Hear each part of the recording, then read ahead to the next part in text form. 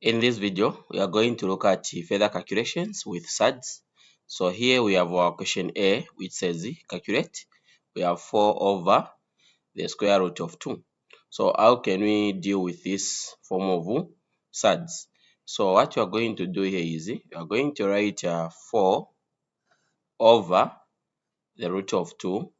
Then you are going to multiply both the numerator and the denominator by the root of 2.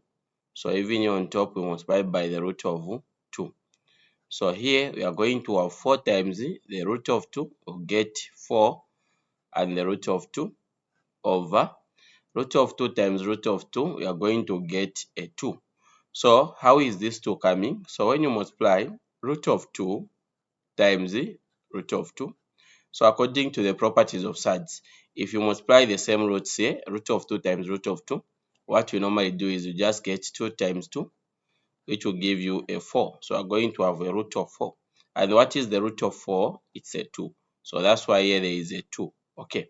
So now you can simplify. These 2 can go into a 4. So 2 here, 1, 2 into a 4. It's a 2. So the final answer is 2 root of 2. So this is our final answer. Okay. So we can now look at question 2. So here is our question 2. We have 4 minus root of 3 in brackets. Again, 4 plus root of 3 in brackets. So when you notice what you have here, you can see that we have 4 root of 3. Again, here there is 4 root of 3. The only difference is here there is a minus, here there is a plus. Then I can take you back to the difference of two squares. If you have a squared minus b squared, so this definitely gives us a minus b, then it also gives us a plus b. So when you look at this and this, it's the same. So what does this imply? This implies that when you look at the first one, which is just 4 minus root of 3, so I can notice that a will be presented by 4, then b will be presented by root of what? Root of 3. So we are going to apply now this principle to work out this one. So this is the other method. The other method you can just expand. So this is what you are going to do.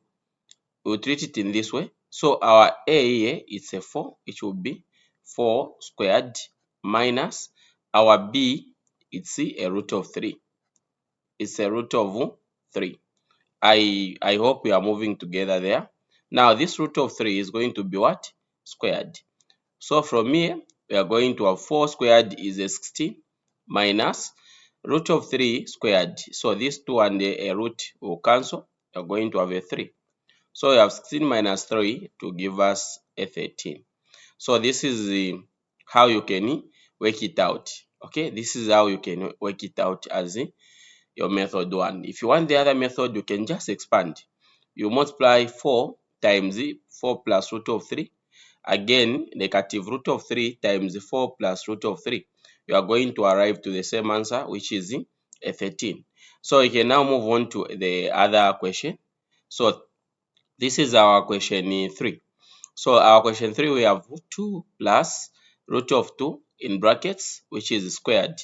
So first thing, we know that if we have a plus b squared, this is equal to, meaning we should expand here, we should have a plus b, again a plus b. So we are going to apply this principle here. So 2 plus root of 2 in brackets squared is the same as 2 plus root of 2, again 2 plus root of 2. So we can now expand here by multiplying 2 times 2 plus root of 2. So 2 times 2 will get a 4. 2 times positive root of 2, you are going to get positive 2 root of 2. Then you come to positive 2 times positive root of 2 times 2, you get positive 2 root of 2. Positive times positive, you get a positive. Root of 2 times root of 2, you get a 2. I did show you in the first question how you can get a 2 here. So you can refer to that. Okay. So here we have 4 plus 2. So 4 plus 2 to give us a 6. Okay. Then plus Root of 2 plus root of 2. You can just add these 2 plus these 2, which will be a 4. Then root of what? Root of 2. So this is our answer. Okay, this is our answer. I believe it's clear. You have gotten something here. We can now proceed. Let us look at the other question. Okay, which is our question 4. So this is our question 4 right here, where we have 3 over 4 minus root of 3. So now, how can we answer this one? Here, we are going to apply the first method that we applied on the first question, where we were rationalizing the denominator.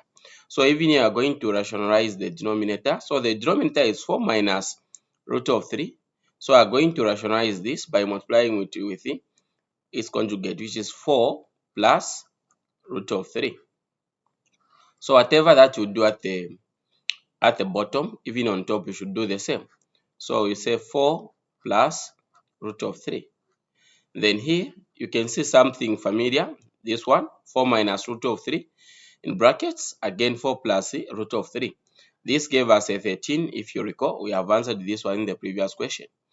So just expand the numerator. 3 times 4, you get a 12. Then plus 3 times root of 3, you get 3 root of 3 over, I've said this will give us a what? A 13. If you try to expand, you can do that, or you can remember this principle that we used, a squared minus b squared, same as this, where we'll get 4 squared minus root of 3 squared should give us 16 minus a 3, which is equal to a 13. That is where the 13 is coming from. So here you can leave your answer on this stage, or maybe they have said leave your answer in this form. Okay, you can do that depending with the conditions of the questions. Okay, so for now we can just leave our answer on this stage. So thank you so much, everybody. Bye bye.